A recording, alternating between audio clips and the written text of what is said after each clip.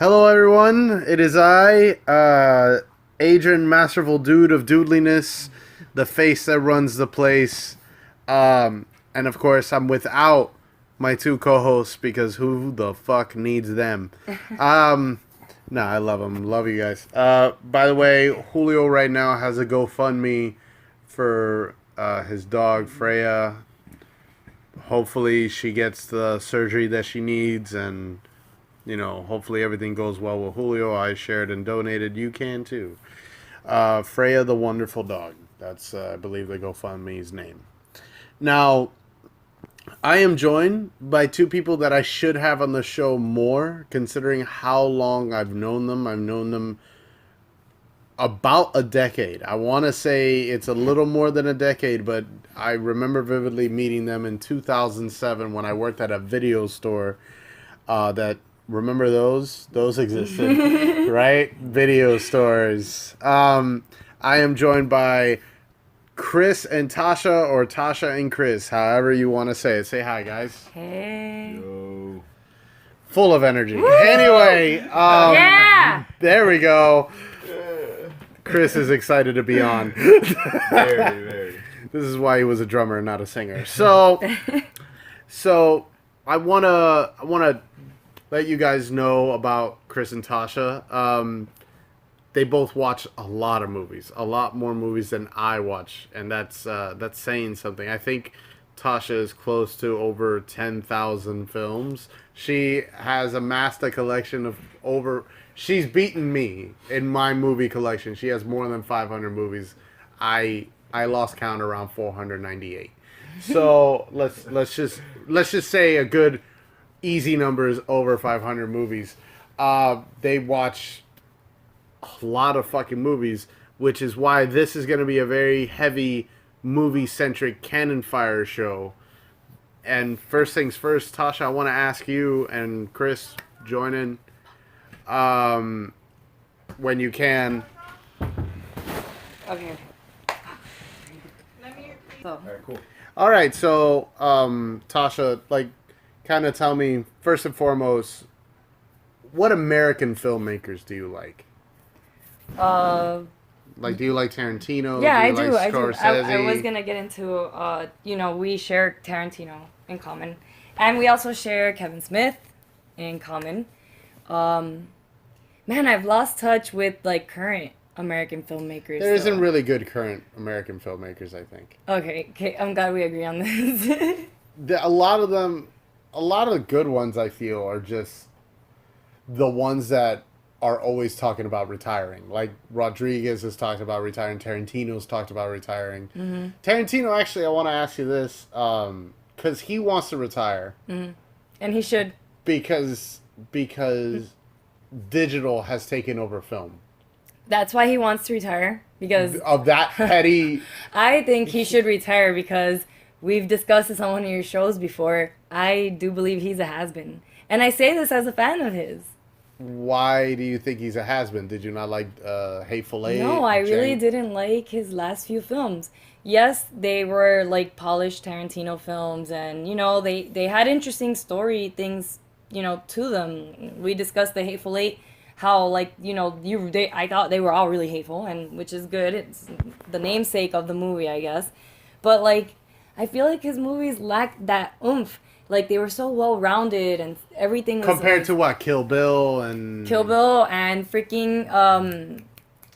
Inglourious Bastards or... No, man. Pulp Fiction and stuff like that. His old films. I don't think he'll ever live up to Pulp Fiction. Pulp Fiction was lightning in a bottle, in my opinion. I guess it was. And I loved both of the Kill Bills, and I also liked, From Dusk Till Dawn, and other things he's worked on, and things he's even, helped not just direct, but he's produced or written on. Sin City, you mentioned From Dusk Till Dawn, and then there's, oh, wow.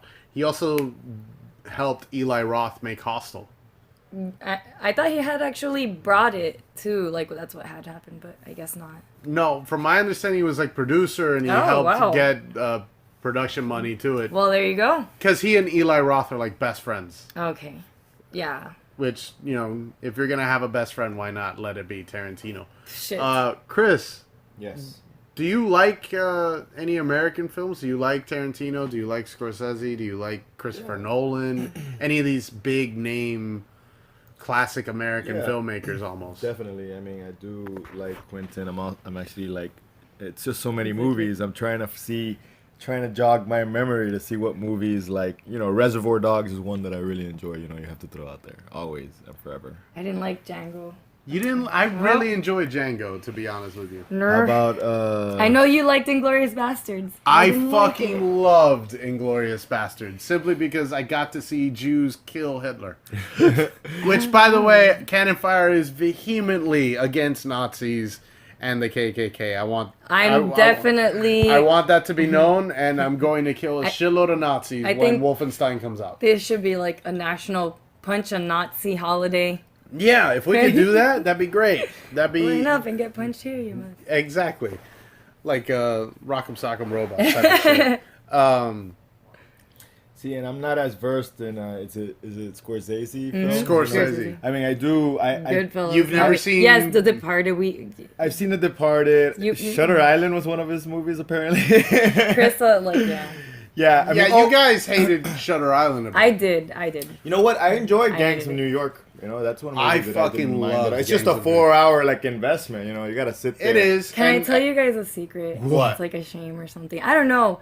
I had like so many ex-boyfriends try to get me to watch Gangs of New York, and I would always fall asleep in like the first Well, that goes back first to the hour 4-hour of the movie thing, or something. You know what I'm I don't saying? know. It is very heavy on the action, light on the development of characters. To be honest, Right. It takes a while for you to develop in Leo's character or Bill the Butcher. But I want to talk a little bit about since we're talking about American filmmakers. Audience, you might not know this. I don't know if Chris shares this sentiment, but Tasha vehemently, if you've known her, if you've talked to her, or you're gonna find out now, she vehemently hates American cinema, or at least thinks American cinema has failed or is not as good as it Yes. used to be. Is it true that you enjoy more Asian filmmakers, South Korean, Japanese, and things like I that? definitely enjoy Asian movies a lot more, but I love foreign films in general. I think Like Spanish, everything, European. everything is surpassing American filmmaking. I think I don't know why.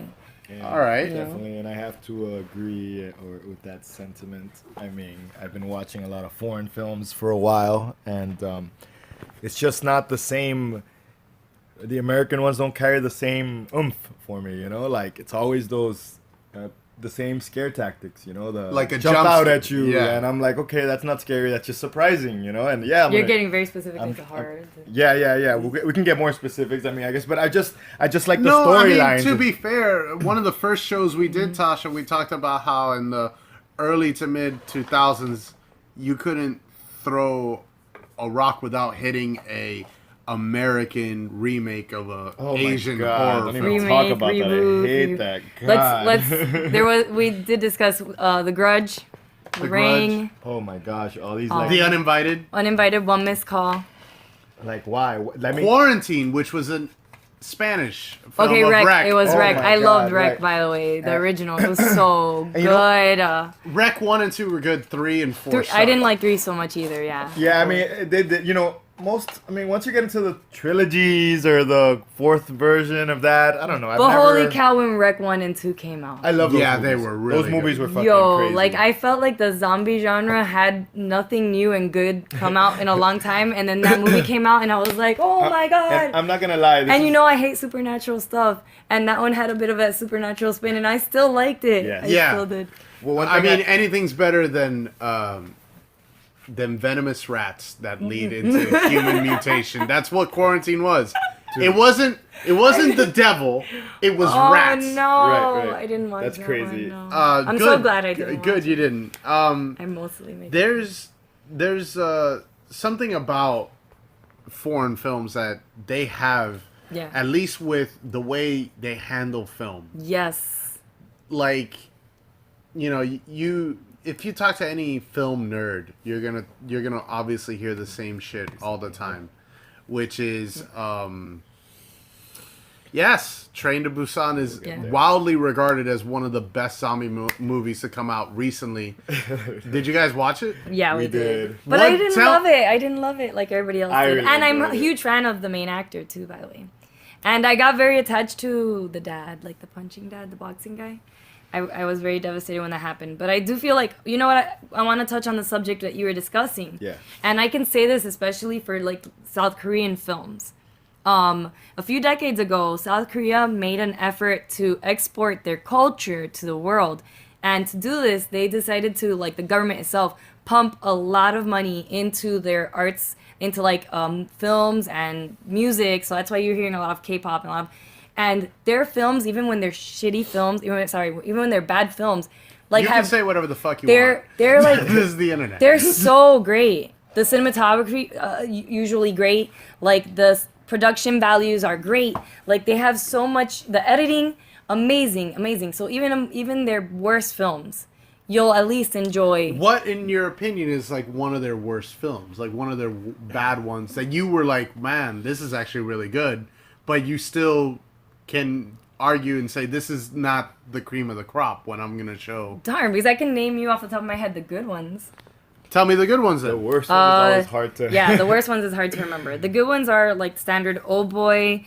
You mean the Vengeance trilogy? I love the Vengeance trilogy. But Oh Boy is one of the main ones. Also, do you remember Save the Green Planet? I don't know why. I love Yes, Save the Green That Planet. movie, dude. Also, when you showed me One Missed Call, like the original one, not the. It was the so good, right? The shots there that they used for when the person died in the film was so great. It was so good. You know who that was, though? That was Takashi Miike. There we go. We got a name. We got a name in Asian film. Would you say now with Takashi. Thank you, because I have trouble saying that name. Miike. Would you say that with him and maybe Guillermo del Toro in Spain and certain films that are kind of up and coming, The Horde that came out in France about 2012, 2011, that was a French zombie horror film, and then you have Save the Block or whatever, which was a British... Yeah, that one was good. I liked it. Right, but you have all these really niche, really not genre specific. I guess you're right. Yeah. What do you think about this upswell everywhere else but America to have such creative ideas in film? But that, you're going to say, what do you think? But I think that's normal. Why do you think that's normal? Why do I think that's normal? I don't know why people are always one so step behind. like. No, that's not true. We used to be very. We used to be. very creative. We used to be. I mean, the 70s was probably our greatest time. We Probably. had Dog Day Afternoon with Pacino. A lot of great movies in the 70s. Then Taxi Driver in early 80s, late 70s. One Flew Over a Cuckoo's Nest with Nicholson. And these were very dramatic, heavy films, and they all had their subtle lining there. And then you had Kubrick with Shining and Clockwork Orange and all these other films. And, of course, 2001: A Space Odyssey, he was very ahead of his time, but you had a bunch of these filmmakers, Francis Ford Coppola, you had a bunch of filmmakers that were pushing a narrative. But this narrative was heavy in drama. There wasn't a lot of weight to them. We'll be right back. Okay, because we're a little over. That was my bad. And so you're back. Oh, this is becoming like a reoccurring theme where I incorrectly sing that song that I just forgot the title of. Anyway. Yes, that one. Anyway, I'm sure I'm going to make fun of myself in the editing. So, we were talking a bit about filmmakers. And Asian directors. Yes, Asian directors primarily. You wanted to bring up some names because I We said did. Takashi Miike, but there's a couple others Yeah. that we should bring up. We did mention Takashi Miike and Park Chan-wook's movies because he's the one who did the Oh Boy trilogy or the Vengeance trilogy. And By the way, fuck you, Spike Lee, for remaking Old Boy. I haven't seen it yet. I heard it was horrible. It was. Thank you. It was. It was really bad. The best thing about it is Elizabeth Olsen nude. I was say the best thing about it was when it ended. No, I mean, considering the fact the film shouldn't exist. It shouldn't even exist. But I also wanted to if there's anybody who's interested in watching some really great Asian directors that are not horror genre, because that's pretty much what we usually focus on. Kim Ki-duk is a very prominent South Korean director, does a lot of really thoughtful romantic type movies and dramas. And Wong Kar-wai is Chinese, and he does really awesome romantic movies, like very art house almost. So yeah, we almost always go on the horror and the bloody side, but we all like horror. I love it. Don't get me. One of the things I wanted to say right now, I don't think I said it on Canonfire yet, and if I did, I haven't said it enough. Rest in peace, George Romero, the father of the zombie films. It's not his fault that it became a plague. Yeah. Or maybe it is. Actually, maybe it's a good thing. That's what he intended. in a I mean, way, it's just like right? a fucking virus.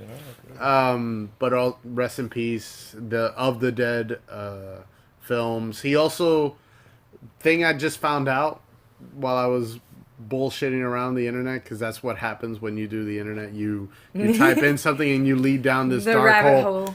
I found out he did commercials strictly for Japan for Resident Evil 2.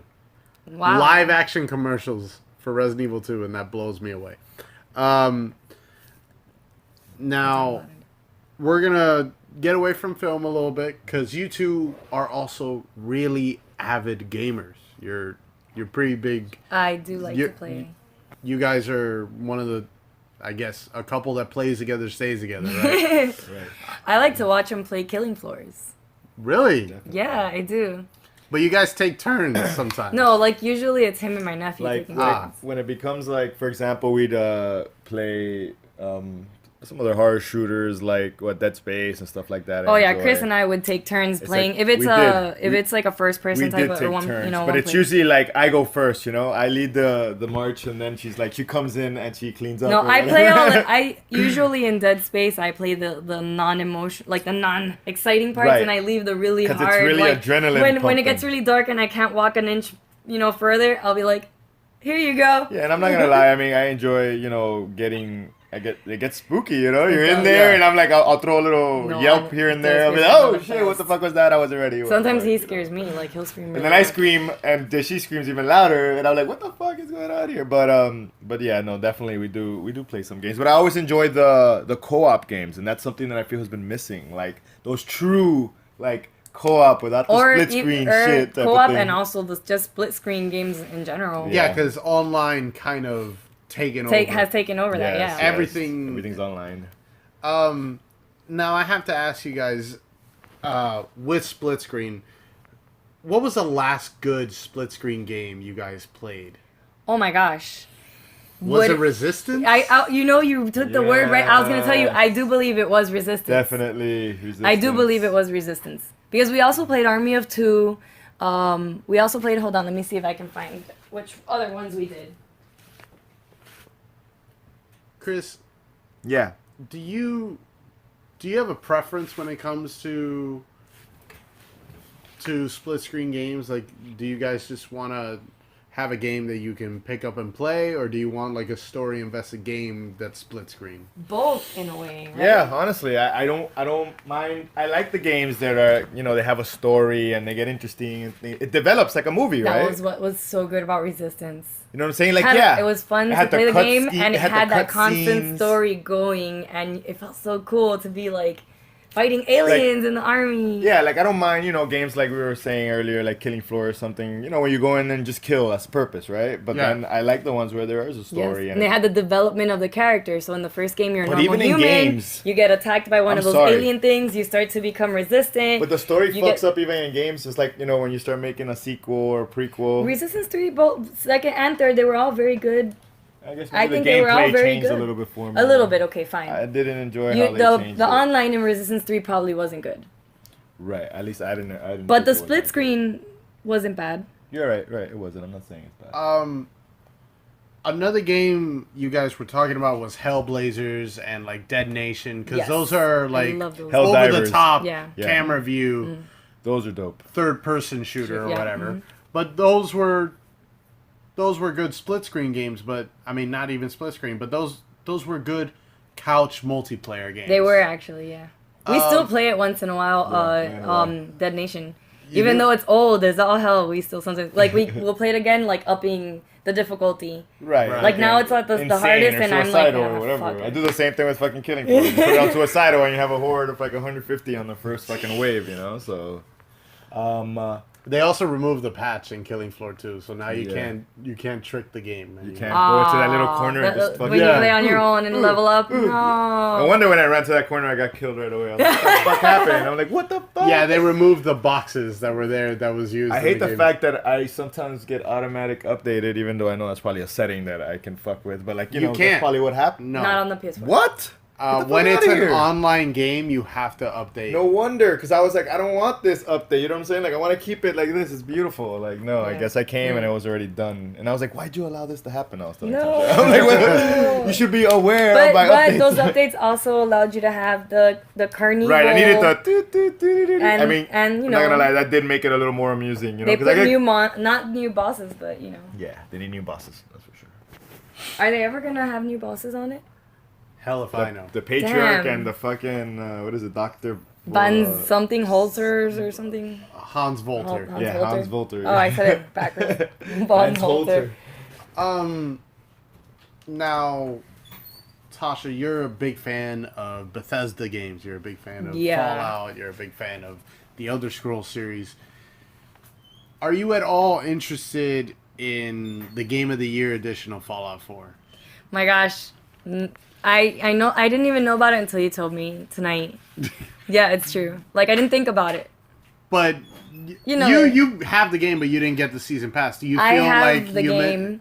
You know what? Like I lost interest in like the what you guys had legitimate complaints about it, criticisms, which is how it got repetitive. Like damn, you're right. The Fallout 3 was so much more fun and even though I enjoyed, for example, the aspects of the game, I don't think you enjoyed as much for the building up of your encampment and building all your crazy things and stuff. I did a place in every one of my towns. So if you're one of those people who's really hardcore into that, it was a great game. But for story and for everything, I was just really let down because Fallout 3 was a great story. It was such a good game. Each side quest was different. New Vegas was different. I liked New Vegas a lot. That people didn't like New Vegas, and I like something that they had in New Vegas that they had neither in Fallout 4 or Fallout 3, which is when you were in the faction's clothing, you were hiding. You were a spy in that faction. You know what I mean? Oh, so you could dress up like Caesar's Legion and get. I remember, they could catch you eventually, but you kind of would get away with it a little bit if you didn't start no shit. In the other games, it didn't. You could dress up as a raider and walk by the raiders, and they would right away still shoot at you. Right. No question. That was something that I really liked about that. I don't know. I mean, there's some things about Fallout 4 I liked, but overall, I just feel like it doesn't deserve the name Fallout. Like, Fallout for me had it's a title that has a lot of weight. Gotta earn it. Because of 3 and New Vegas. So yes, with Fallout, I feel that it doesn't carry the title of Fallout. And we were talking a little before the show about Final Fantasy 15, like another game that I told you about some criticisms that I had overheard. in regards to like after chapter 10 that Yeah. I heard the common criticism was it was rushed. It was indeed very rushed. It was? Yes, it was very rushed. Ah, so you Like, agree with that? It's Okay. like if you want to know what rushed means, because I guess you can hear a person say it's rushed and not really get it. Each of the other chapters had so much going on, and you can also pace yourself. And then from chapter 10 to the end, it was like go here to here, and immediately it was the end of the chapter, and it forced you into the next thing, and you couldn't like move back or anything. You couldn't move back in your story or on the land and the in the whole thing. It wasn't open world enough. Nope, not at that point. Definitely. Why do you think developers are now rushing out games to meet a deadline? Is it just to meet that deadline, or do you think it's something more sinister? I think meeting a With deadline. 3 little words. Yeah. 3 little letters. 3 little letters. Because I was gonna say I think meeting a deadline is a thing, but I think DLC. God, DLC. I fucking hate those letters. DLC. And I'll say this why, because Fallout 4 had the DLC. A lot of these other games that we've been buying have been making a lot of content like downloadable later. Final Fantasy actually, like 15 has DLC. it's not that it has per se DLC, but yes, it kind of does. It has other things that continue the story afterwards that they're trying to sell to you. So there's like a movie. You can my special edition came with it. You can buy or download.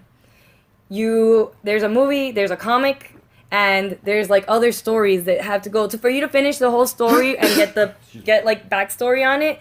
You have to do these little steps, which is so messed up, and I do think that's why they also rush the ending of the game. Jesus Christ.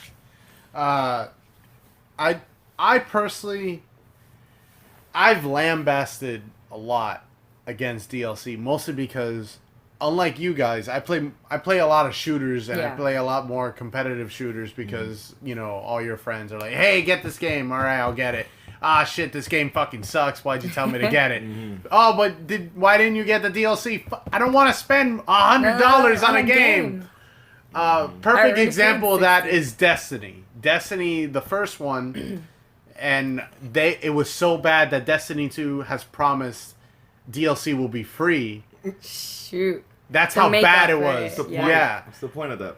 Let me explain to you. Destiny 1, you bought the main game for $60. Jeez. Then they came out with an expansion that was 2 expansions, $20 each, $40. That's $100. Wow. Plus, then they released another expansion, which was $10. It was a shitty one, and then they released a bigger one, which was $40. And you know what's And it's worse? like you're almost at $200 for one fucking game. And those expansions are never worth what they make you pay for it. And I'm not saying that they don't take a lot of work going into them, but I mean, you used to get a game, whole game, here's the for problem. $60. You used to. Here's the problem, Tasha. In Destiny 1, I actually found out a lot of the expansion was already on the disc, but they Locked it. They locked it behind a paywall. No way, they governed it? Wow. They put a governor in the game wait, now? that's What even the worse. fuck? That's really bad. That's horrible. Yeah. And yet I'm saying that each of those $20 expansions when you put in there is not worth the $20 you paid for. Is it 1/3 of a game?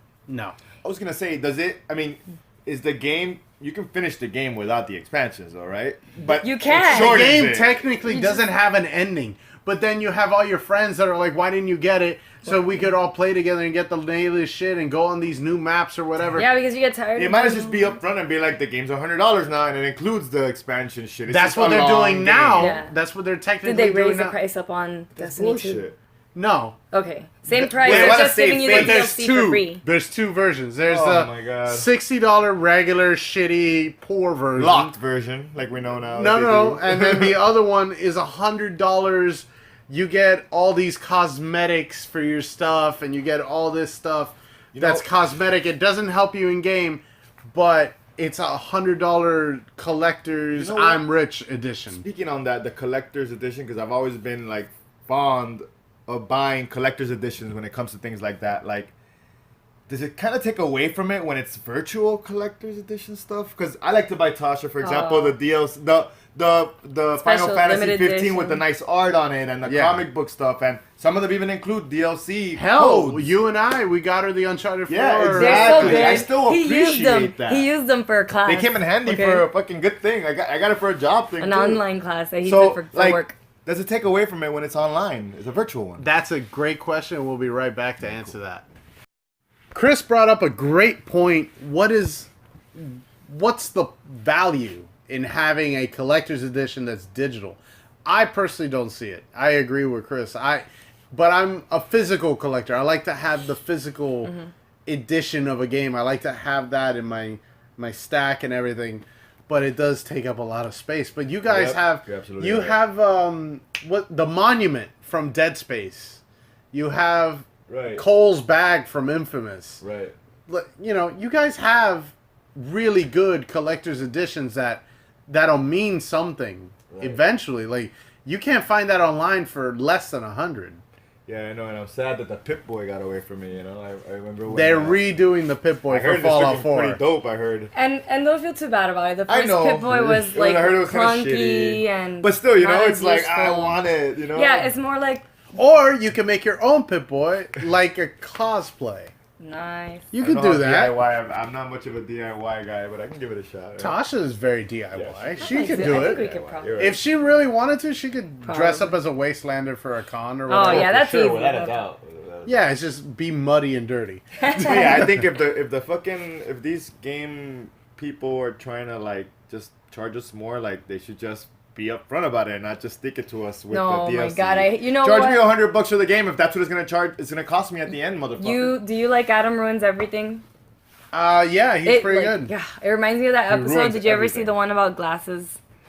Yeah. Yeah, where Lex- they're like, and what is then it? the CEO is like, people pay whatever you tell them to pay. Right. Like, literally, I think people should just stop forking the money over. Really, stop forking it over. Like, even if you really want the game, but you stand against it, just But stop you doing can't. it. No, you need to, because they're going to continue and they're going to get worse. Well, that mentality is really what dictates a lot of movies and comics. Mm-hmm. Because if a comic doesn't sell, they immediately cancel it. Yep, there you go. And then they do something else, or they do another book, or whatever. Well, if your game stops selling, you know you did something wrong. Exactly. Listen to the criticisms of the people and correct them. From a business standpoint, though, like I don't know why, but I just thought about that when you told me you read comic books online, which is a comic thing. I don't read it online. I buy my comics. buy- Oh, well, I'm sorry, But here's the it thing. wasn't you then. I must have been speaking to. It was Julio probably. But when I buy a comic, Sebastian. I go out of my way to like buy a comic that features a female hero or Right. something like that because we Mm-hmm. need more of those. Like I went out of my way. It had the worst fucking comic book art I've ever seen. But it was a She-Hulk book, and I Right. love She-Hulk, so I went and bought every issue. Right. I even went back and bought some old issues. Then there's like characters like Miss Marvel, who's a Muslim teenager superhero, and she's fucking great. Right. And man, like to get a first print. Now we're getting into my area of expertise. It's okay. Sorry. A first print is like, okay, the first 1,000 books. Yeah. Oh, these sold out. Let's get a second print. Yeah. The second print has less value than the first. Yeah. Right. Miss Marvel was already by her 8th print. That's how much she outsold everybody. Nice. Like, but that's when you're selling quality. Right. Then there's comics where it's really bad and forced and doesn't have any value. And it's like apparently one of the newest ones was Black Panther and the Crew, which became Sounds funny. it was shit. It was Black Panther with a bunch of African American characters, but they were basically killing Whitey in the book. Like it was really forced.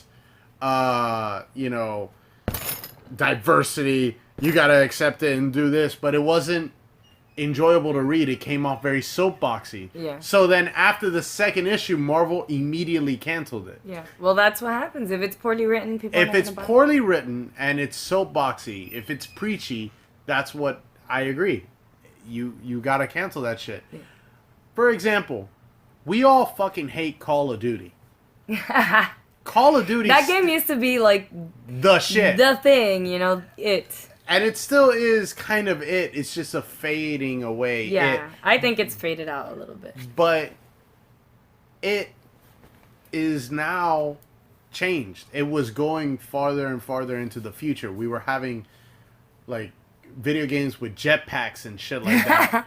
And then it went into it's now going back into World War II. Which, by the way, I don't know if you know this. I fucking hate the internet. Alt-writers were upset at the fact that you were killing Nazis in World War II. Dude, I you can't really say you're an American patriot and really say that you have no criticism of America and then say in the same breath that you're pro-Hitler, pro-Nazi. Like, you can't. Like, those were our enemies. Yeah, no. Like, we drew a line in the sand. Exactly. You can't fucking say that you're an American. Yeah. And you're there saying, oh, but the Nazis didn't do anything wrong. You can't do that. But, not to digress or whatever, we could go on and on. Yeah, about gaming and what's going wrong with gaming and what's going on with movies. But there's something else that we did want to discuss. I really wanted to talk to you, Tasha, because you know a lot about this also. You're a really big Cartoon Network fan. I am a huge Cartoon Network fan. Yes. We you know what? I think this is a subject that Chris can really be into too. Sentiment. Yeah. How has it grown from like the Johnny Bravo and the Dexter's Laboratory? First of all, I love those old shows. It sounds like Boomerang to me now. I know, Boomerang. Like old school fucking. What's a show. Boomerang? Boomerang is like really like, old remember Cartoon Nick at Network. Night? Yeah. Where they bring you all the old stuff? Well, Boomerang Yeah. is when they bring you all the old cartoons from back in the day. From really old Cartoon Network. Like Rocko's Hanna-Barbera. Modern Life? No, because so Rocko's it's more Modern like Life was Nickelodeon. Nickelodeon. Oh, okay. Which So, she like, loves, Cartoon and, Network has been around for a very, very, very long time. And even before Dexter's Lab and those, they played, like, Hanna-Barbera cartoons and stuff like that. Flintstones and Jetsons. Yeah, like things like that, Older. So now that's when you say Johnny Bravo, that sounds to me like the Flintstones It's and our- the Jetsons. it's- It's our yeah. Flintstones and And Jetsons, I Jetsons, guess, yeah. right? That's a little sad, ain't it? Yeah. Oh my gosh. Fucking crazy. But the point is that, I think I fucking love Cartoon Network. I mean, it's like a staple. It's my background Yeah. noise. It's like always there. All right, but what do you like? Like, what shows do you guys like now? Oh, right now, I mean. Well, they play a lot of, and I Yes, know and- a lot of people don't like this show, but they play a lot of Teen Titans Go.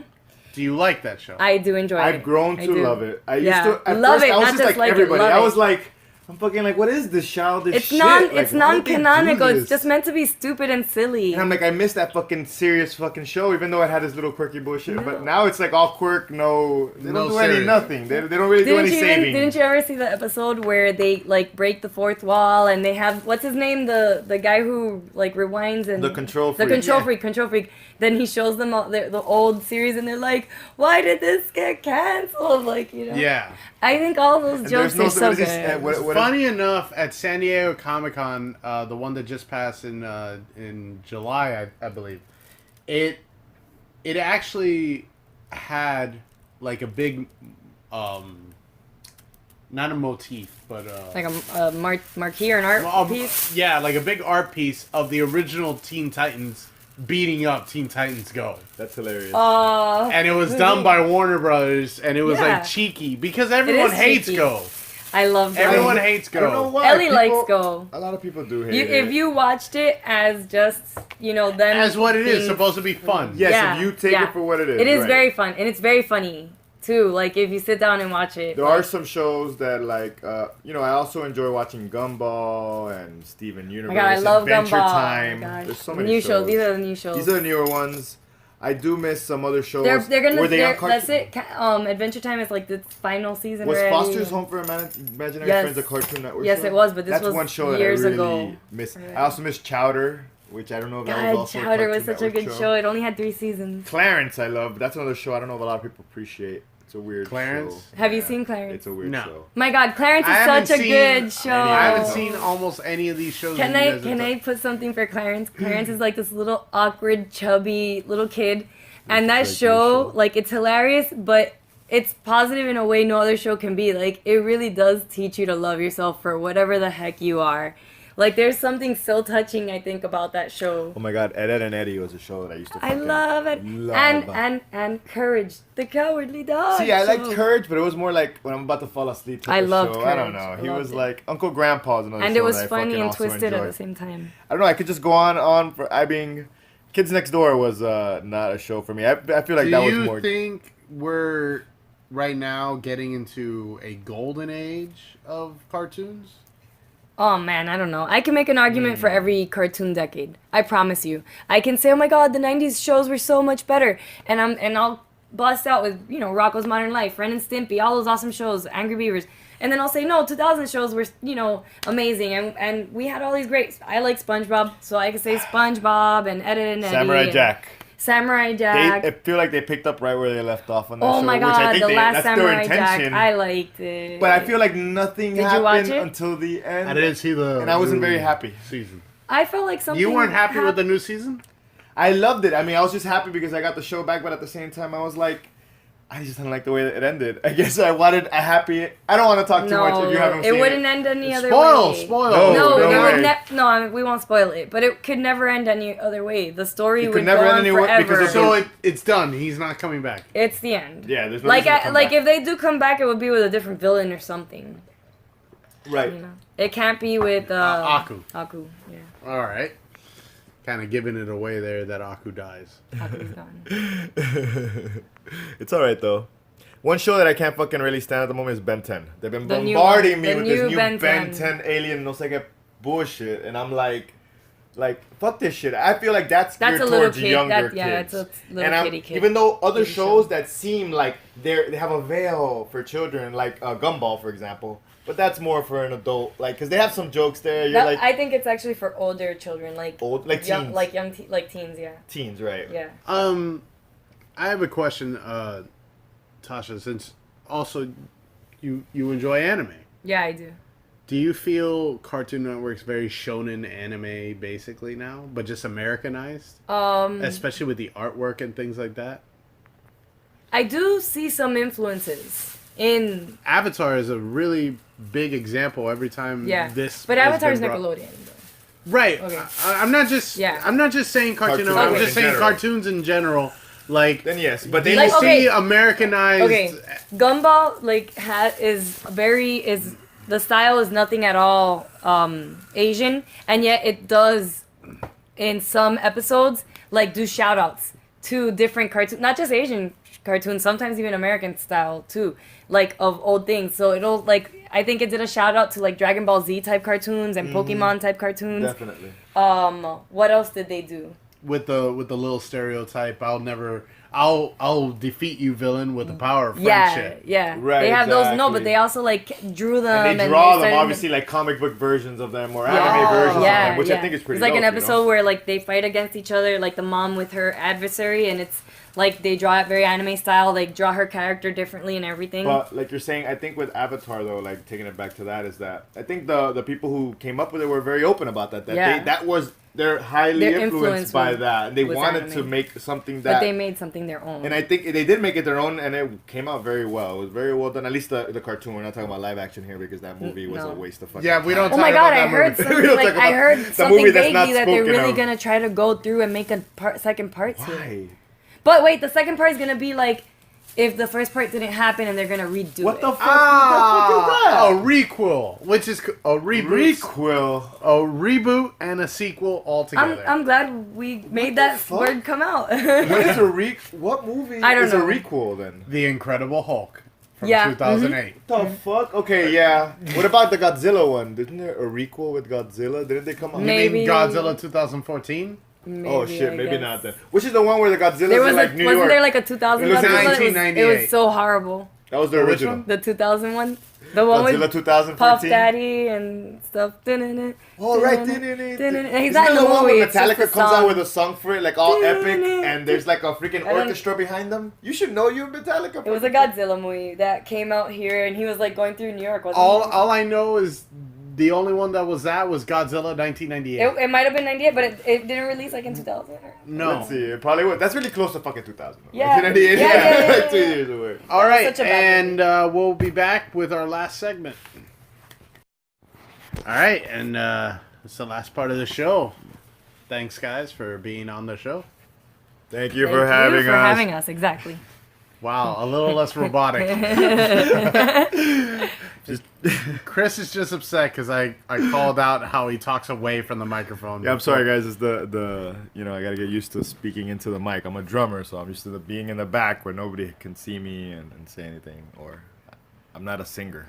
I don't even think you pronounced that word correctly. No, he's a drummer. You guys. Singer, not sinker. I'm a He's sinker. not a singer. I'm not a singer. Not a Okay. singer. So we were talking about, we mentioned requels with the Incredible Hulk. Chris then got fascinated with the idea of what the fuck a requel is. Yeah, it's my first time hearing this. Um, So I'm looking up some requels apparently, and Jurassic World is one of them, which I did see.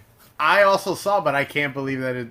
I guess I could see it because they don't consider 2 and 3 It that doesn't. happened. First of all, it doesn't fall in any of that storyline. It's just afterwards. It's just after, Yeah, it's just like but some the director loose- kind of said that the 2nd and 3rd Jurassic Park movies didn't happen. For the other Oh, he listeners didn't- who don't know the definition of requel, it's a narrative that involves a movie that's both a remake and a prequel/sequel, which contains new material while keeping it in continuity. Continuity. So, like Casino Royale, X-Men First Class, Dawn of the Dead, things like that. So yeah, I guess, Wow, this is new to X-Men me. First Class is considered a requel? apparently So it's to a these fucking remake, people. and they just add more Creed, information Jurassic to World, it. The Force Awakens, Mad Okay, Max hold on. Fury Road. Creed? That's what they're saying. I don't. Creed Think can't- did I read Creed? Did I ever see Creed? What's that one? I don't know what the fuck Creed is. It's in the Rocky movie. Oh, okay, see, okay. I Well, then remember. it No, I could. never- It's the son of Apollo Creed. Yeah, so by definition, wouldn't it be a requel? No, because it keeps all the. But it's new material, right? It's a new person. Yeah, but Rocky's in it as his trainer. Oh, Yes. I guess it's a okay. wishy-washy then. That's what I'm gonna say. That's a wishy-washy. Then. But maybe they meant that for some reason it says it's a remake and a prequel or a sequel. All right. Okay. I think we need to finally talk about it. We've been tiptoeing around it, especially in the first and second segment. Talking about it right now. Are cinematic universes the death of cinema? Our cinematic universe is the death of cinema. The shit of the Marvel movies. Yeah. The DC I know. movies. I'm telling Chris, the Mummy movie that came out that was supposed to set off a franchise/universe where everything starts tying in together. Then you have, oh my God, they were doing with Marvel and DC. They're not only doing it with their movies, they're also doing it with their TV shows, Right. where TV has their own little universe. Yeah, it kind True. of extends onto. Right. So it's like just never-ending versions of the same thing, or like. Kind of like that. We have had about, I've lost count how many Marvel movies we've had. But one of the main criticisms is that it feels like tune in next week for Yeah. this upcoming episode of blah, blah, blah. And the DC movies, they kind of skipped what a lot of people wanted, which was, do an origin movie for each hero and then have them do a together film. They went and said, fuck that, and did 2 movies where they introduced the world and then they built on the world, and then they went and did Justice League where the entire world teams up. Okay.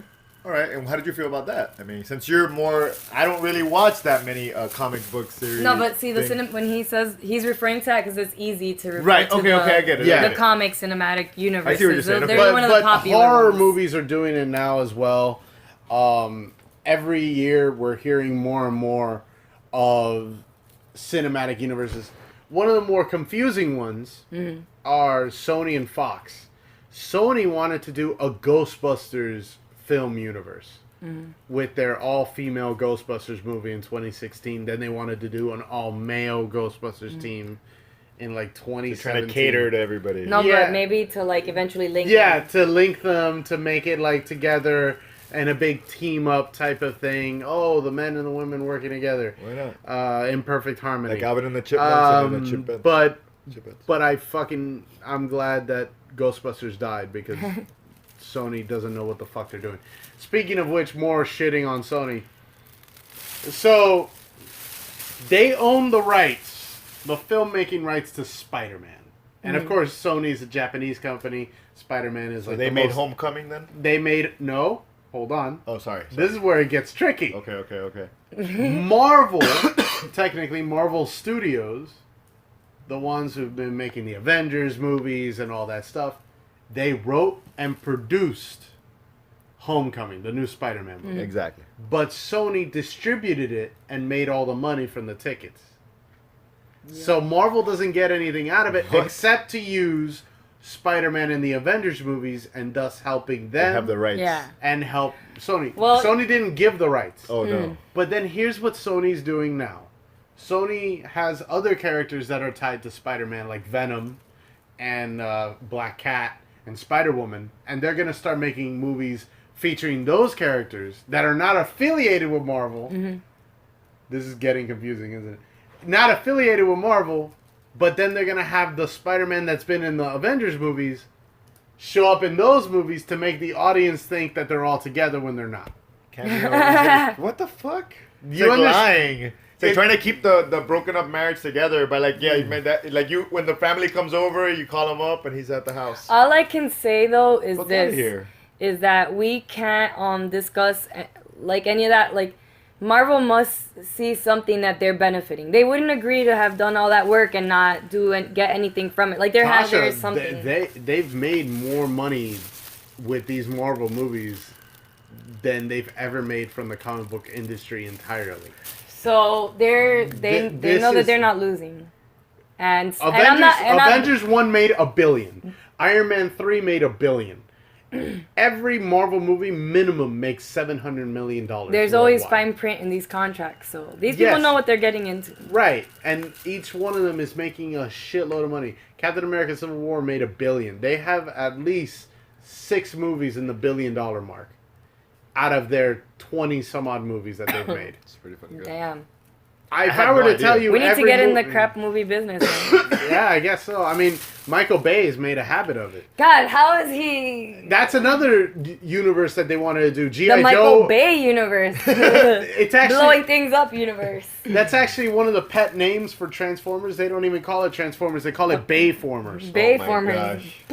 And they call it the Bayverse when they were gonna do a crossover with the New Mutant Ninja Turtles and Transformers. Like, there was rumors of that. What's going on with so when did fucking Marky Mark become the guy for Transformers? I thought it was always fucking Shia LaBeouf. Shia left after for the a long third time one. ago, Really? Yeah, and so he hated it. Who the hell's been there? He's been the one? Who, Mark? Yeah, he was in the 4th and 5th one, Poor and the 5th Shia, one was so bad. He's happy. I think I'm saying poor Shia. I think the Transformers is what made him go insane. Like, oh my god! I'm not sure anything else or really contributed to the Well, I mean that's basically what I'm saying. He made a shitload of money though. You're right. Like a lot. This new Transformers movie, is there big hype for it? I don't know. Like, it bombed. I mean, I say new. It's probably been out already for months. It came out in June, and newest then. Also, it came out. It actually came out. Jesus. And we don't see any movies. Yeah. It didn't make a lot of money. I mean, Wonder Woman made a shitload of money. Oh, I'm sure. She has passed the $800 million mark. I want to say that right now. Nice. Congratulations, Wonder Woman. She made more money than Superman. That says a lot. I mean, considering one of the big criticisms that every supposed executive had when they asked, why are you not making a Wonder Woman movie? Female superheroes don't sell or whatever. It is fucked up. Why would you say that? Like, you know why female superheroes don't sell? They haven't given a good female superhero a chance to sell. And like a lot of people say, my god. No. They did, but they did, but those movies were so fucking bad. It doesn't matter if it was a man or a woman. That is exactly what I was really trying to get at is that, like, a lot of people are like, oh my god, this is a great feminist achievement. Like, you know what? I read a great meme where a person had written, or a tweet actually, where she was like, no, the great feminist achievement is when we make 5 more of these movies and they all suck and we can still make more. You get me? Because what happens is one movie with a female character does poorly, and it's not the character's fault if it's poorly written or poorly directed or poorly acted. You know what I mean? And once that would happen, we're like, well, there's no people don't want to watch these sort of films. There's no demographics for it, so we're not gonna do it. And you didn't give it a chance. Like, you have to do it many times before you know that there's absolutely no demographic for it. You know? Yeah, I mean, one of the biggest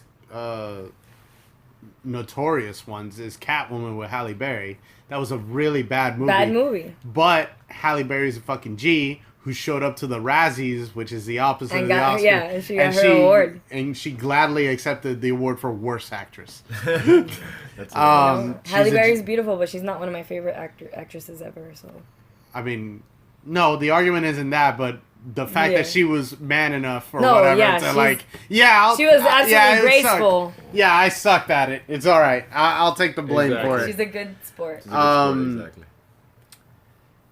I think that's about it. Yeah, because we went over on a couple of segments, but I want to say thank you again for being on the show. Oh, thank you. Anytime, man. I'm more than happy to join you again. Yeah, thanks for having It's us. always a pleasure to have you and have you on and berate American cinema. I'm one of those weird nerds because this is supposed to be like our time, you know, for nerds, like in America. We're supposed to be, man, we have so many superhero stuff, Marvel, DC, and Dark Horse, and Image, and Yeah. all these things. All of our favorite characters are getting on TV and getting on movies. I gotta be honest with you, I feel it's too much. Are you tired of it? Yeah, a little bit. I'm literally exhausted. You know how I feel like when there's like an artist that I really like and I'm all about them, and then they get really popular and they start to get played out and their music starts to kind of suck too, and then I'm like, you guys all like them? They suck, man. Yeah. That's kind of how you feel, huh? Like you're tired of it. You just I'm just like, shows that I thought were good are not good because compared to others. Like, I used to say The Flash was good, Yeah. and I used to That's say just Legends true of of life. Tomorrow was good, and then I see really good shows like Legion or American Gods, and I'm like, yeah, that blows that out of the water. that's true. Like If that is good, like the Marvel Netflix shows, those are good. Why can't Agents of S.H.I.E.L.D. be that? But whatever. Thank you again, Tasha. Thank you again, Chris. Till next time, folks, this has been Adrian, Masterful Dude of Doodliness, the face that runs the place. Man, that is a mouthful.